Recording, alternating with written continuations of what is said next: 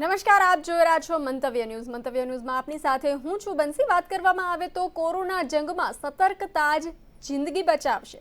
હાલ કોરોનાનો સમય ફરી આવી રહ્યો છે, ત્યારે કોરોના જંગમાં સતર્કતા જ જિંદગી બચાવશે. કોરોનાને લઈ એક્શનમાં રાજ્ય સરકાર જોવા મળી રહ્યું છે. તંત્ર એલર્ટ જોવા મળી રહ્યું છે. રસીકરણને વેગવાન બનાવવા સઘન પ્રયાસો પણ ચાલી રહ્યા છે. અર્બન હેલ્થ સેન્ટર પર રસીકરણ વધારવામાં પણ આવ્યું છે. ત્યારે મહત્વના સમાચારમાં પ્રિકોશન ડોઝ લેવા માટે તંત્ર દ્વારા સૂચન પણ કરવામાં આવ્યું છે. લોકોને સતર્ક રહેવા અપીલ કરવામાં આવી રહી છે. તંત્ર એલર્ટ થયું છે. કોરોના જંગ જીતવા રસીકરણ રામબાણ ઇલાજ છે. ચીન, જાપાન સહિત દેશમાં કોરોના ફેલાયો છે, ત્યારે રસીકરણને વેગવાન બનાવવા સઘન પ્રયાસ કરવામાં આવી રહ્યા છે. અર્બન હેલ્થ સેન્ટર પર રસીકરણ વધારવામાં આવ્યું છે. તંત્રએ લોકોને કોરોના ગાઈડલાઈનનું પાલન કરવા અપીલ કરી છે. પ્રિકોશન ડોઝ લેવા માટે તંત્ર દ્વારા અપીલ કરવામાં આવી રહી છે. કોરોના જંગમાં સતર્કતા જ જિંદગી બચાવશે. કોરોનાને લઈ ચિંતામાં વધારો થઈ રહ્યો છે, ત્યારે તંત્ર એલર્ટ જોવા મળી રહ્યું છે. રસીકરણને વેગવાન બનાવવા સઘન પ્રયાસો થઈ રહ્યા છે. અર્બન હેલ્થ સેન્ટર પર રસીકરણ વધારવામાં આવ્યું છે, ત્યારે કોરોનાને લઈ પ્રિકોશન ડોઝ લેવા માટે તંત્ર દ્વારા સૂચન પણ કરવામાં આવી રહ્યું છે.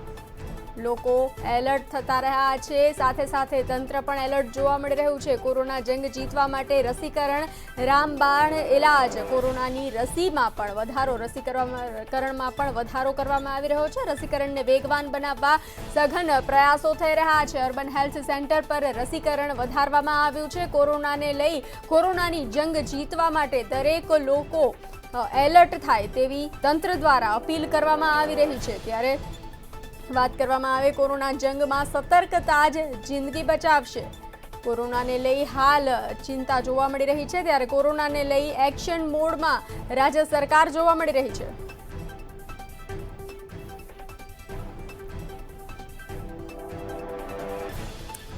કોરોના મુદ્દે શું સાવચેતી રાખવી તે પણ અમે આપને જણાવીશું. હાથને વારંવાર સાબુ અથવા પાણી અથવા સેનેટાઈઝરથી ધોવાનું જરૂર રાખવું. ઉપયોગમાં લીધેલા ટીશ્યુને ફેંક્યા પછી હાથ ધોવા.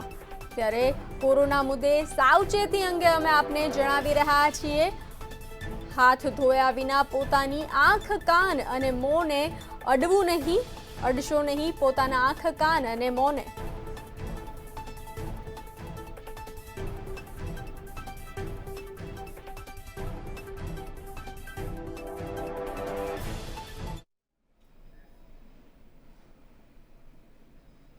કોરોનાને લઈ મંતવ્ય ન્યૂઝ મુહિમ ચલાવી રહ્યું છે કે કોરોનાથી ડરશો નહીં, પરંતુ સતર્ક રહેશો. તે જ ચર્ચા માટે આપણી સાથે જોડાઈ ચૂક્યા છે ડૉક્ટર ભાવનાબેન પટેલે. જી ભાવનાબેન, મંતવ્ય ન્યૂઝમાં આપનું સ્વાગત છે. તો વાત કરવામાં આવે કોરોનાની હાલની સ્થિતિને લઈ અને આપ શું કહેવા માંગશો?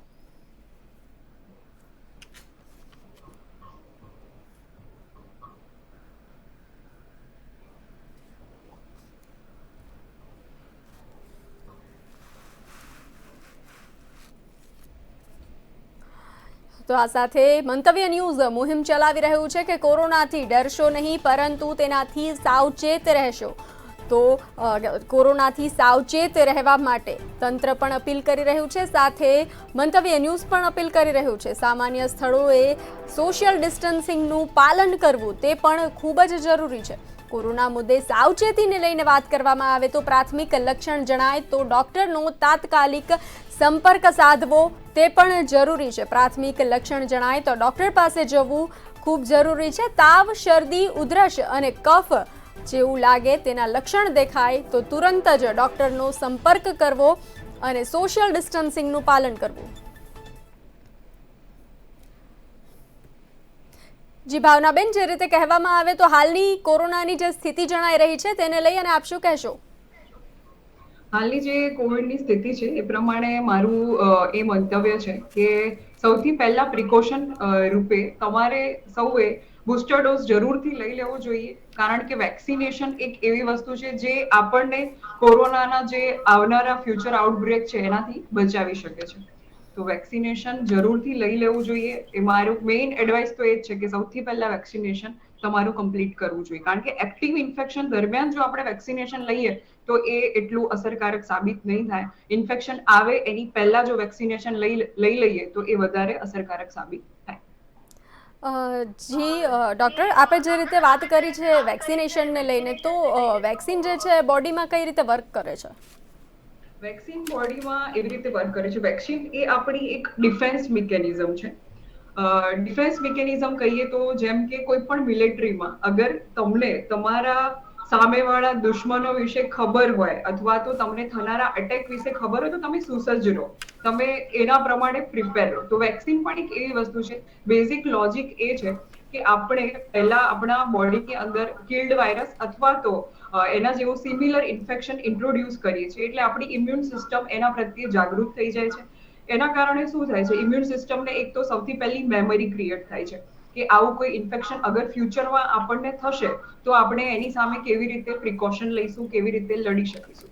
બીજી વસ્તુ, વેક્સિન જ્યારે આપણે લઈએ છીએ ત્યારે આપણી ઇમ્યુન સિસ્ટમના જેટલા પણ સેલ છે એ બીજા પ્રકારના સેલ્સ બનાવે છે. એમાં અમુક હોય છે જે કિલર ટી સેલ્સ હોય છે, અમુક હોય છે જે મેમરી ટી સેલ્સ હોય છે. તો જે મેમરી ટી સેલ્સ છે એ મેમરીમાં હંમેશા માટે પોતાની એ રાખે છે કે આ ટાઈપના વાયરસનું અગર ફ્યુચરમાં ક્યારે પણ આપણને ઇન્ફેક્શન થાય તો આપણી ઇમ્યુન સિસ્ટમ એની જોડે લડવા માટે હંમેશા તત્પર હોય અને તૈયાર હોય.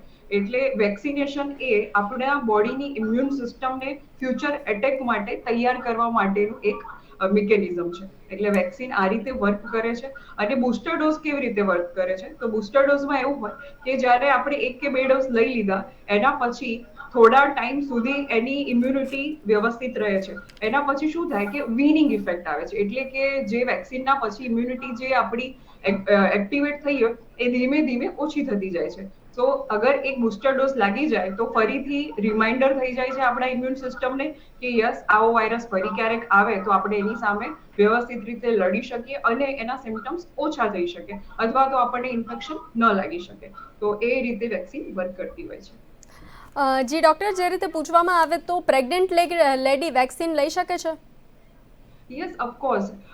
અત્યારે જે આપણી વેક્સિન અવેલેબલ છે કોવિશિલ્ડ, એ સેફેસ્ટ વેક્સિન છે. પ્રેગ્નન્સીમાં પણ લોકો લઈ શકે છે અને જોડે જોડે બ્રેસ્ટ ફીડિંગ મધર્સ હોય એ લોકો પણ આ વેક્સિન સેફલી લઈ શકે છે. એનો કોઈ જ બીજો સાઈડ ઇફેક્ટ નથી. પણ તેમ છતાં અગર તમને કોઈ પણ ક્રોનિક કન્ડિશન હોય જેમ કે ડાયાબિટીસ છે કે અથવા બીજી કોઈ પણ ક્રોનિક કન્ડિશન હોય તો વેક્સિન લેતા પહેલા તમારા ડોક્ટરને કે ફેમિલી ફિઝિશિયનને મળવું હિતાવહ છે. એટલે એક વખત એમની એડવાઇસ જરૂરથી લઈ લેવી, કારણ કે દરેક પેશન્ટના પર્સનલ પ્રોફાઇલ પ્રમાણે વેક્સિનેશન આપતા હોઈએ છીએ. અને જે રીતે વાત કરવામાં આવે તો પીરિયડ્સ દરમિયાન કોરોનાની રસી લેવી સુરક્ષિત ખરી? એકદમ સુરક્ષિત છે. એ તો બિલકુલ મિથ જ છે કે પીરિયડ્સ દરમિયાન ન લેવાય. એવું બની શકે કે અમુક ગર્લ્સને જ્યારે બહુ જ વધારે વીકનેસ ફીલ થતી હોય ને બહુ જ વધારે ટાયર્ડનેસ ફીલ થતી હોય છે, બહુ જ વધારે પેઇન થતું હોય તો સમટાઈમ્સ 2 કે 3 દિવસ જવા દઈ અને પછી વેક્સિન લઈ શકાય. બટ એનું બીજું કોઈ ડાયરેક્ટ કનેક્શન નથી. પણ અમુક વખત જે વેક્સિન લીધા પછી જે એની સાઈડ ઇફેક્ટ હોય છે કે મલેઝ હોય છે, બોડી એક છે, તો શું એ અને પીરિયડનું બોડી એક બંને મિક્સ થઈ અને વધારે ડિબિલિટેટિંગ કન્ડિશન ન થઈ જાય એટલા માટે we can delay 2 to 3 days, but completely safe છે. બીજું કોઈ જ એની સાઈડ ઇફેક્ટ નથી. જી, કોરોનાના એવા કોઈ લક્ષણો કે જેની લોકોને ઓછી ખબર હોય છે? કોરોનાના લક્ષણમાં જેમ કે સોર થ્રોટ છે, રનિંગ નોઝ છે, ફીવર આવો, આ તો બધું છે જ. પણ હવેનો જે ઓમિક્રોન BA.7 વાળો જે વેરિયન્ટ છે એમાં 2 નવા લક્ષણો જોવા મળ્યા છે. એક તો છે કે ડાયરિયા પણ થાય છે, વોમિટિંગ પણ થાય છે અને સમટાઈમ્સ પ્રેઝન્ટિંગ સિમ્પટમમાં જ ડાયરિયા વોમિટિંગ હોય છે. ઘણી વખત સોર થ્રોટ નથી થતું. તો આ એક ચિહ્નો પણ જોઈ લેવા જોઈએ કે ડાયરિયા છે, વોમિટિંગ છે, સોર થ્રોટ છે. અને હા, ટેસ્ટની સાથે સાથે સ્મેલનો સેન્સેશન પણ લોસ થાય છે, જે પહેલાના કોવિડમાં પણ હતું. એ પણ આ કોવિડ વાયરસના આ વેરિયન્ટમાં જોવા મળી રહ્યું છે. જી, હાલ જે BF7 ની વાત થઈ રહી છે તે કેટલી હદે ઘાતક છે? એકચ્યુઅલી આ વિશે હું કહેવા માંગીશ કે મેં ઘણા રિસર્ચ કર્યા તો એમાં એક વસ્તુ મને જાણવા મળી કે જે ચાઇનાની વેક્સિન હતી એ કિલ્ડ વેક્સિન હતી, કિલ્ડ વાયરસથી બનાવવામાં વેક્સિન હતી અને આપણી જે વેક્સિન છે એ વેક્ટર વેક્સિન છે. તો એક એનો સીધો ફરક છે કે ચાઇનાની વેક્સિન છે એ એટલી બધી અસરકારક નીવડી નથી કે જેટલી આપણી વેક્સિન છે. તો આપણે એ રીતે પણ સેફ છીએ કે આપણી વેક્ટર બેઝડ વેક્સિનની એફિકસી ચાઇનાની વેક્સિન કરતા ઘણી સારી છે. તો મે બી ચાઇનામાં જે આ સ્પ્રેડ વધી રહ્યો છે, બહુ જ કિલર સાબિત થઈ રહ્યો છે આ વાયરસ અને બહુ જ બધા ડેથ થઈ રહ્યા છે, એ મે બી પોસિબલ છે કે ચાઇનાની જે વેક્સિન છે એ એટલી અસરકારક નથી. પણ સ્ટીલ ઓમિક્રોન BF7 છે એ જે ઓમિક્રોનનું પ્રીવિયસ વર્ઝન હતું એના કરતા ઘાતક છે. પણ જેમ રિસર્ચ કહે છે એમ ડેલ્ટા કરતા ઓમિક્રોન BF7ની વિરુલન્સ અને એનું જે સિવિયરિટી છે એ ડેલ્ટા કરતા ઓછી આંકવામાં આવી રહી છે. પણ હજી પણ રિસર્ચ ઓનગોઈંગ છે. આવનારા વખતમાં જ આપણને ખબર પડશે. જી, બાળકોમાં કોરોના ના લક્ષણોની વાત કરીએ તો બાળકોમાં જોવા મળતું કોરોનાનું પ્રથમ લક્ષણ કયું હોઈ શકે? બાળકોમાં જો કોરોનાના લક્ષણની વાત કરીએ તો બાળકોમાં પણ સેમ જ છે. તાવ આવવો, સોર થ્રોટ થવો, રનિંગ નોઝ થવું, સ્નીઝિંગ થવું, આ બધું જ. પણ ઘણા બાળકો જે અમારી હોસ્પિટલમાં આવ્યા છે, અમે એવા લક્ષણો જોયા છે કે જેમને લેટ પ્રેઝન્ટેશન થાય છે, જે અમારી ભાષામાં MISC કહીએ છીએ અમે, કે જેને કોરોનાના વાયરસનું ઇન્ફેક્શનથી એટલો બધો પ્રોબ્લેમ નથી થતો, પણ એના પછી જે એમની ઇમ્યુન સિસ્ટમ છે એ એટલી બધી હાઇપર એક્ટિવ થઈ જાય છે કે MISC નામના નવા સિન્ડ્રોમને જન્મ આપે છે અને એના કારણે બાળક ખૂબ વધારે સિક થાય છે અને એના માટે એને અર્જન્ટ હોસ્પિટલાઇઝેશન અને બીજી બધી ટ્રીટમેન્ટની જરૂર પડે છે. એટલે બાળકોમાં કોવિડ વાયરસ થોડુંક અલગ રીતે પ્રેઝન્ટ થઈ રહ્યો છે કે જે લેટ પ્રેઝન્ટેશનમાં આવે, કે જે ઇમિડિયેટલી કોઈ ઇફેક્ટ નથી આપતો, પણ after some times, after 15 days કે 1 મંથ પછી બાળકોની ઇમ્યુન સિસ્ટમને અસર કરે છે અને MISC નામના સિન્ડ્રોમને એ જન્મ આપે છે. તો એના માટે ખાસ એક ધ્યાન રાખવું જોઈએ બાળકો જેમાં ફીવર કે એવું બીજા સિમ્ટમ્સ જોવા મળે એમાં. જે રીતે વાત કરવામાં આવે તો કોરોના મટ્યા પછી, કોરોના રિપોર્ટ નેગેટિવ આવ્યા પછી માનસિક અને શારીરિક કોઈ તકલીફ ખરી? માનસિક રીતે તો કોઈ તકલીફ જનરલી જોવા નથી મળી, પણ કોવિડમાં જે લોકોને હોસ્પિટલાઇઝ કર્યા હતા કે જે લોકોને ICU સ્ટે હતો, એ લોકોને પોસ્ટ ટ્રોમેટિક સ્ટ્રેસ ડિસઓર્ડર થવાની શક્યતાઓ વધી જતી હોય છે. તો એવા કેસીસ ઘણા સામે આવ્યા છે કે પોસ્ટ હોસ્પિટલાઇઝેશન, જેને એક ડર બેસી ગયો હોય, તો એના માટે એક રાઇટ કાઉન્સેલિંગ કરવું ખૂબ જરૂરી છે. અને પ્લસ બીજી વસ્તુ, શારીરિક તકલીફમાં એક ડાયાબિટીસ મુખ્યત્વે ઘણો બધો જોવા મળી રહ્યો છે પોસ્ટ કોવિડ. અને બીજો એક પ્રિવલન્ટ ઇન્ફેક્શન છે ટાઇફોઇડ. ટાઇફોઇડ અમદાવાદમાં આજથી 2-3 વર્ષ પહેલા આટલા બધા કેસીસ નહોતા જોવા મળી રહ્યા. TBના પણ આટલા બધા કેસીસ નહોતા જોવા મળી રહ્યા, જે ફરીથી એગ્રાવેટ થયા છે આફ્ટર કોવિડ ઇન્ફેક્શન. સો યસ, ટાઇફોઇડ, ટ્યુબરક્યુલોસિસ અને ક્રોનિક કન્ડિશનમાં ડાયાબિટીસ મુખ્યત્વે વધારે જોવા મળી રહ્યો છે. તો જે લોકોને કોવિડ ઓલરેડી થયેલો હોય, એ લોકોએ એક વખત એટલીસ્ટ એવરી 6 મંથલી પોતાનું ડાયાબિટીસ ચેક કરાવી લેવું જોઈએ, અથવા જો 3 મહિનાનો એવરેજ રિપોર્ટ છે HbA1c, એ રિપોર્ટ અચૂકથી કરાવી લેવો જોઈએ. તો વહેલી તકે ડાયાબિટીસનું ડાયગ્નોસિસ થઈ શકે અને એની વહેલી તકે આપણે ટ્રીટમેન્ટ કરી શકીએ. જી ડૉક્ટર, આપણી સાથે અન્ય એક ડૉક્ટર જોડાઈ ચૂક્યા છે, સ્ટુડિયો પર ઉપસ્થિત છે ડૉક્ટર કમલેશ રાજગોર. જી કમલેશજી, આપનું મંતવ્ય ન્યૂઝમાં સ્વાગત છે. તો વાત કરવામાં આવે તો હાલની કોરોનાની સ્થિતિને લઈને આપ શું કહેશો? ચોક્કસ નવું વર્ષ શરૂ થવાની હવે થોડાક જ ગણતરીના કલાકો બાકી છે, ત્યારે ભારત અને ખાસ કરીને આપણા વિસ્તારની અંદર, ગુજરાતની અંદર વાત કરીએ તો ચોથી લહેર, આમ જોવા જઈએ ને તો ચોથી લહેર આવવાની શક્યતા લાગી રહી છે.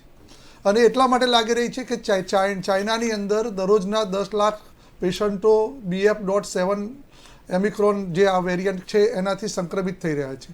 એટલે ચોક્કસ ત્યાં આગળ અને બીજા 4-5 દેશોની અંદર પણ આ ભય છે અત્યારે, અને એનું સંક્રમણ વધી ગયું છે. એટલે ચોક્કસ ક્યાંક ને ક્યાંક ભારતની અંદર આ વેરિયન્ટ, આમ તો જો કે 6 મહિના પહેલાં આવી ગયેલો હતો અને ઘાતક નથી એવું કહેવાય છે, છતાં પણ જે લહેર ત્યાં આગળ આવી છે એવી લહેર ભારતની અંદર આવવાની પૂરેપૂરી શક્યતા છે. અને એ ભયના કારણે અત્યારે ભારતના આરોગ્ય જે લેવલનું જે પણ સંભાળે છે એ લોકો અત્યારે ચેતી ગયા છે કે ભાઈ આવનારા દિવસોની અંદર ધારો કે લહેર આવે તો આપણે એનાથી સંક્રમિત થતા લોકોને કેવી રીતે બચાવી શકીએ અને જે હાનિ અગાઉ થઈ હતી એ એટલી હાનિ ફરીથી ન થાય. જી ડૉક્ટર ભાવનાને હું પૂછવા માંગીશ કે કહેવા માંગીશ કે નેઝલ વેક્સિનને લઈને દર્શક મિત્રોને થોડી માહિતી. નેઝલ વેક્સિનની પરમિશન લગભગ આવતા મહિનાથી આપવાનું વિચારી રહી છે સરકાર. તો નેઝલ વેક્સિન મેઇન તો એની એફિકસી આપણે વેક્સિન લીધા પછી વધારે ખબર પડશે. ટ્રાયલ્સમાં એવું કહેવામાં આવ્યું છે કે એની એફિકસી ઇક્વિલન્ટ ટુ કોવિશિલ્ડ છે. અને બીજી વસ્તુ એક એ રહેશે કે નેઝલ વેક્સિનની જે કન્વીનિયન્સી છે એ બહુ સારી રહેશે, કારણ કે એને કોઈ પણ જાતના ઇન્જેક્શનથી લેવાની નહીં આવે, એની ઇન્ટ્રાનેઝલી લેવામાં આવશે. એટલે એક સ્પ્રે આવશે કે જે ઇન્ટ્રાનેઝલી કરવામાં આવશે. તો કન્વીનિયન્સી બહુ સારી રહેશે, પણ એનું લોંગ ટાઈમ એફિકસી છે એ આપણે વેક્સિન લીધા પછી એના જે રિપોર્ટ્સ આવશે એના પરથી વધારે આઈડિયા આવશે. પણ ટ્રાયલ્સમાં એના બહુ સારા રિઝલ્ટ્સ મળ્યા છે, એટલે એ પણ એક સાચી વાત છે. જી ડોક્ટર કમલેશ, નવા વેરિયન્ટના લક્ષણો શું છે, શું જણાવશો આપ? ચોક્કસ. આમ તો જનરલી અત્યારે સિઝનલ ફ્લૂ એટલે કે સિઝનના કારણે થતી જે સિઝન ચેન્જ થતી હોય છે એના કારણે જે ફ્લૂ જોવા મળે છે, શરદી, ખાંસી, તાવ, ઉધરસ અને થોડી ગળામાં ખારાશ, આ બધા જ લક્ષણો મોટાભાગે અત્યારે સામાન્ય ફ્લૂની અંદર જોવા મળે છે. સિઝનની અંદર જે દેખાતા હોય એવા જ મોટાભાગના સિમ્ટમ્સ કોરોનાની અંદર જોવા મળતા હતા. અને કોરોનાની અંદર ખાસ ડિફરન્સ જોવા જઈએ તો એટલો છે, જે બેન મને વધારે નિષ્ણાત છે એટલે કહી શકશે કે જે મોટાભાગે ગંધ એટલે સુગંધ, સ્મેલ અને સ્વાદ, આ બે વસ્તુ ડિફરન્સ છે સામાન્ય કોરોના અને સિઝનલ ફ્લૂની અંદર. અને એની સાથે સાથે ખૂબ જ વીકનેસ આવી, જુદા જ પ્રકારનો એક શરદી ખાંસીનો અનુભવ થવો કે જેના કારણે વીકનેસ વધુ થાય, એ ખાસ આ લક્ષણોની અંદર કોરોનાની અંદર આપણે જોઈ શકતા હોઈએ છીએ. પરંતુ ચોક્કસ હું એવું માનું છું કે ડિફરન્શિયલ ડાયગ્નોસિસ કરવા માટે ઘણા બધા મુદ્દાઓ જે પણ ડૉક્ટરોએ કીધા છે એટલા ભલે ડૉક્ટરો સફિશિયન્ટ માનતા હોય, પરંતુ પેશન્ટ માટે એટલા સફિશિયન્ટ નથી. પેશન્ટ ગમે તેટલું સમજે છતાં પણ ક્યાંક ને ક્યાંક આમાં ગોથું ખાઈ જાય. RT-PCR નેગેટિવ હોવા છતાં પણ હું એવું માનું છું તો કે એને કોરોના હોઈ શકે છે. એટલે કોઈ પણ વ્યક્તિ જ્યારે પણ કોઈ પણ સંક્રમણથી, સાદા સંક્રમણથી કે ખરાબ કોરોના સંક્રમણથી સંક્રમિત થયું હોય તો એને આપણે કોરોના છે એવી જ રીતે પ્રોટેક્ટ કરીને એને આઇસોલેટ કરવું પડે અને એને જ રીતે ટ્રીટમેન્ટ આપવી પડે. કદાચ હા, એન્ટી કોરોનાની જે બીજી ટ્રીટમેન્ટો છે એન્ટીવાયરલ ભારે એ ન આપીએ, પરંતુ પહેલા જ દિવસથી એને એવું જ સમજવું જોઈએ કે આ સંક્રમણ થયું છે, એ કદાચ હોઈ શકે કે આવનારા દિવસોમાં રેપિડ ટેસ્ટ પોઝિટિવ આવે, RT-PCR પોઝિટિવ આવે તો વેલ એન્ડ ગુડ, પણ ન આવે છતાં પણ આપણે એને કોરોનાના સિમ્ટમ્સની સાથે રાખીને, સિમ્ટમ્સમેટિક ટ્રીટમેન્ટ હોય છે, સાદી ટ્રીટમેન્ટ હોય છે પહેલાં શરૂઆતમાં, જ્યાં સુધી એને ઓબ્વિયસલી કે ભાઈ ફીવર 2-3 દિવસ ઉતરતો નથી અથવા તો બીજું કંઈ કોમ્પ્લિકેશન થાય છે, કોમોર્બિડ પેશન્ટોવાળા હોય, ત્યારે આ બધા જ લોકોને આપણે નાનું પણ સિઝનલ ફ્લૂ હોય તો એ બધાને આપણે પહેલાં એવું જ સમજવું જોઈએ કે એને ક્યાંક ને ક્યાંક આપણે એને જે guide of line of treatment આપી છે એના લાઇન પ્રમાણે જ આપણે ટ્રીટમેન્ટ કરવી પડે. જી ડૉક્ટર ભાવના, આપને પૂછવા માંગીશ કે કોરોના વેક્સિનનો, કોઈ પણ વ્યક્તિને કોરોના વેક્સિનનો બીજો ડોઝ ના મળ્યો હોય તો તેને કોઈ આડઅસર થાય છે ખરી? બીજો ડોઝ ન મળ્યો હોય તો કોરોના વેક્સિનનો જેને બીજો ડોઝ નથી મળ્યો એની ઓફકોર્સ ઇમ્યુનિટી ઓછી થઈ જશે, કારણ કે આફ્ટર ફર્સ્ટ ડોઝ જે પીક આવી જોઈએ ઇમ્યુન સિસ્ટમમાં એ નહીં આવે. સેકન્ડ ડોઝ આપશે તો જ એ પીક આવશે. એટલે બંને ડોઝ બહુ જરૂરી છે. અગર સ્કીપ કર્યો હોય તો નવેસરથી ઇમ્યુનાઇઝેશન લઈ લેવું જોઈએ, કારણ કે એની વચ્ચે મિનિમમ 2 મંથ્સનો ગેપ, 2 to 3 મંથ્સનો ગેપ રાખીને 2 ડોઝ લેવા ફરજિયાત છે. અગર જો સેકન્ડ ડોઝ સ્કીપ થયો હોય તો નવેસરથી ઇમ્યુનાઇઝેશન ચાલુ કરી અને બંને ડોઝ લઈ લેવા જોઈએ, એ એડવાઇઝેબલ છે. જી ડૉક્ટર કમલેશ, હાલના સમયમાં લોકોએ કઈ રીતની તકેદારી રાખવી જોઈએ? નહીં, ચોક્કસ. જો સૌથી પહેલાં જ ભાવનાબેને કીધું એ રીતે, જો તમારા શરીરની અંદર તમે 6 મહિના પહેલાં બીજો ડોઝ લીધો છે, મોટાભાગે લોકો જે ગુજરાતની અંદર અને ભારતની અંદર પહેલો ડોઝ લેવામાં ઉતાવળ કરી હતી, બરાબર લઈ લીધો. બીજો ડોઝ થોડો પર્સન્ટેજ વાઇઝ લોકોએ ઓછો લીધો છે. અને બુસ્ટર ડોઝ, ત્રીજો ડોઝ, એ તો કદાચ 22% લોકો અત્યારે જે સર્વે થયું એમાં લોકોએ નથી લીધો. તો ચોક્કસ ડોઝ લીધા પછી જે શરીરની અંદર એન્ટીબોડીઝ, કોરોનાની સામે પ્રતિકારક જે શક્તિ અથવા તો એનો સામનો કરવાની જે બી તાકાત છે એ કદાચ કેટલા પર્સન્ટેજ રહે છે અને કેટલી રહે છે એ આપણને ખ્યાલ નથી. મોટાભાગે ડૉક્ટરો એવું કહેતા હોય છે કે 6 મહિના સુધી એની એન્ટીબોડીઝ તમારા શરીરની અંદર રહે, પરંતુ એનો એન્ટીબોડીઝ ટેસ્ટ કરાવે તો જ ખ્યાલ આવે. એટલે ક્યાંક ને ક્યાંક જો તમે પહેલો ડોઝ લીધો છે, બીજો ડોઝ લીધો છે, છતાં પણ બુસ્ટર ડોઝ નથી લીધો તો તમારે બુસ્ટર ડોઝ લઈ જ લેવો પડે. અને લીધા પછી તમારા શરીરની અંદર જે પણ એન્ટીબોડીઝ ઉત્પન્ન થશે એનાથી તમને કોરોના એવો ઘાતક નહીં થાય કે જેના કારણે તમારે હોસ્પિટલાઇઝેશન થવું પડે. અચ્છા, બીજું તકેદારીની દ્રષ્ટિએ આપણે તો ખાસ કીધું છે કે SMS એટલે કે સોશિયલ ડિસ્ટન્સ, ભીડવાળી જગ્યાએ નહીં જવાનું, જવું પડે તો માસ્ક પહેરવાનું, માસ્ક પહેર્યા પછી પણ જે ત્રીજું છે એ આપણે સેનેટાઈઝ વારે ઘડીએ હાથને એ રીતે ધોવાની જે વાત છે, એમ SMS એ 3 વસ્તુ આપણે જોતા હતા. અને ચોથી +V એટલે please vaccination must be necessary. કેમ કે જો વેક્સિનેશન નહીં લીધો હોય તો આ કોરોના કદાચ અત્યારે BF.7 જે વેરિયન્ટ છે એ વેરિયન્ટ જુદું સ્વરૂપ પકડીને ક્યાંક જુદી રીતે આવ્યો અને આપણે ક્યાં એની સામે આપણી જે એન્ટીબોડીઝ ઉત્પન્ન થઈ હોય અને એ સામનો કરવા માટે શક્તિમાન ન હોઈએ તો બની શકે કે જો ત્રીજું વેક્સિન નહીં લીધું હોય તો ફરીથી પાછા આપણે ક્યાંક ને ક્યાંક એન્ટીબોડીઝ વગરના લોકોને આ સંક્રમણથી બચાવી નહીં શકીએ. એટલે 4 વસ્તુ SMS +V, આ 4 વસ્તુ દરેક વ્યક્તિએ અત્યારે તો ગવર્મેન્ટમાં આપણે ચોથી vaccine free booster dose free આપતા હોઈએ છીએ. એટલે બુસ્ટર ડોઝ જેને લેવાનો બાકી હોય એ તાત્કાલિક લઈ લેવો અને SMSનું પાલન કરવું એ ચોક્કસ અનિવાર્ય છે. જી ડૉક્ટર ભાવના, જે રીતે અન્ય દેશોમાં કોરોનાની સ્થિતિ છે તો તેમાં ભારતને લઈને આપ શું કહેશો? ભારતની સ્થિતિને લઈને હું એ કહેવા માંગીશ કે જેમ મેં વેક્સિન વિશે પણ કહ્યું કે આપણી જે વેક્સિન છે એની એફિકસી સારી છે. અને આવનારા દિવસોમાં અગર આપણે પ્રોપર સ્ક્રીનિંગ નહીં રાખીએ, પ્રોપર સોશિયલ ડિસ્ટન્સિંગ નહીં રાખીએ અને જો એના માટેની કોઈ સ્ટ્રિક્ટ ગાઈડલાઈન નહીં બહાર પડે તો પોસિબલ છે કે આપણે ત્યાં પણ સંક્રમણ ખૂબ વધે અને આગળ કેસીસ વધે એવી પૂરી શક્યતાઓ છે. મે બી કદાચ માઇલ્ડ ઇન્ફેક્શન થઈ શકે, પણ કોરોનાના કેસીસ જે રીતે ચાઇનામાં વધ્યા છે, બીજી કન્ટ્રીઝમાં વધ્યા છે, એવી રીતે આપણી કન્ટ્રીમાં પણ વધવાના પૂરા ચાન્સીસ છે. અને કેવું હોય કહેવાય છે ને કે પાણી પહેલા પાળ બાંધવી વધારે સારી, તો આ વસ્તુ પણ એવી જ છે. એટલે હું બધાને એ જ અપીલ કરીશ કે એડવાઇસ કરીશ કે બધા જ લોકોએ જેને બુસ્ટર ડોઝ નથી લીધો એ લઈ લે. કારણ કે જ્યારે આપણો સેકન્ડ વેવ હતો ત્યારે ઘણા લોકોએ આ ભૂલ કરી હતી કે એક્ટિવ ઇન્ફેક્શન દરમિયાન વેક્સિન લીધી હતી, તો એની ખૂબ જ આડઅસરો થઈ હતી અને બધા લોકોને કોવિડનું ઇન્ફેક્શન વધારે એગ્રાવેટિંગ થયું હતું અને વધારે કોમ્પ્લિકેટેડ થયું હતું. તો બેટર છે, કારણ કે વેક્સિનેશનમાં ખાલી ડોઝ લેવો જરૂરી નથી, વેક્સિનનો ટાઈમ પણ એટલો જ ઇમ્પોર્ટન્ટ છે. જેમ કે તમે ફ્લૂ વેક્સિનને જુઓ તો ફ્લૂનું વેક્સિન હોય એ હંમેશા અમે ઓગસ્ટની પહેલા આપતા હોઈએ છીએ, કારણ કે સપ્ટેમ્બર ઓક્ટોબર પછી ફ્લૂની સિઝન પીક થતી હોય છે. અગર ફ્લૂની સિઝનમાં તમે વેક્સિન આપો તો એનો કોઈ મતલબ નથી, કારણ કે કોઈ પણ વેક્સિનને કામ ચાલુ કરતા કે વર્ક ચાલુ કરવા માટે એટલીસ્ટ 2 to 3 વીક્સનો ટાઈમ લાગે છે. એટલે 2 to 3 વીક્સ આપણે આપણી ઇમ્યુન સિસ્ટમને આપવા પડે છે, એના પછી એ પ્રોપરલી વર્ક કરવાનું ચાલુ થશે અને એના પછી જ એની ઇફેક્ટ દેખાશે. એટલે આ હિતાવહ છે કે બને એટલું જલ્દી બુસ્ટર ડોઝ લઈ લેવો જોઈએ. અને બાકી ગવર્મેન્ટ તરફથી પણ અને આપણા પોતાનાથી દરેક પર્સને પોતાની જવાબદારી સમજીને માસ્ક પહેરવું, સોશિયલ ડિસ્ટન્સિંગ રાખવું અને ક્યાંય પણ કોઈ ઇલ કે સિક દેખાય તો એટલીસ્ટ એના કોન્ટેક્ટમાં ન આવવું, આ બધા પ્રિકોશન્સ આપણે આપણા લેવલે રાખી શકીએ છીએ. જી ડૉક્ટર ભાવના, અમારા દર્શક મિત્રોને આપ શું મેસેજ આપવા માંગશો?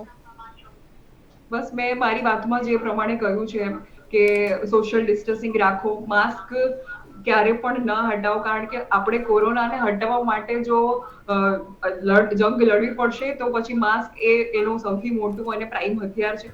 એટલે માસ્ક હંમેશા પહેરો અને ક્યાંય પણ ભીડભાડ વાળી જગ્યા ઉપર જવાનું ટાળો. જે આપણા વડીલો છે, મોર દેન 65 યર્સ છે, એ લોકોએ બહાર કે ભીડભાડ વાળી જગ્યાએ જવામાં ટાળવું જોઈએ. પોતાનું હેલ્થ ચેકઅપ કરાવતા રહેવું જોઈએ. પોતાને જે ક્રોનિક કન્ડિશન્સ છે એ ચેકમાં રાખવી જોઈએ.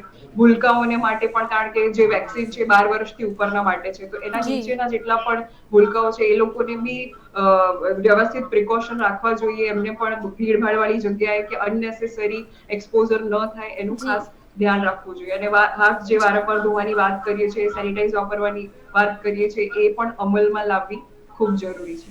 જી ડૉક્ટર કમલેશ, એક લાઇનમાં આપ શું મેસેજ આપવા માંગશો? એક જ લાઇનમાં, prevention is better than cure. Prevention prevention prevention આપણે સંભાળ રાખવી જ પડશે, બાકી બીજો કોઈ વિકલ્પ નથી. થાય કે ન થાય, સંભાળ પહેલાં પ્રિવેન્શન રાખવું જ પડશે. જી ડૉક્ટર ભાવના, ડૉક્ટર કમલેશ, આપ જોડાયા મંતવ્ય ન્યૂઝ સાથે, તે બદલ આપનો ખૂબ ખૂબ આભાર. તો આ સાથે મંતવ્ય ન્યૂઝ માત્ર એક જ વાત કહી રહ્યું છે કે કોરોનાથી ડરશો નહીં, પરંતુ સાવચેત રહેશો. હાલ આટલું જ. નમસ્કાર.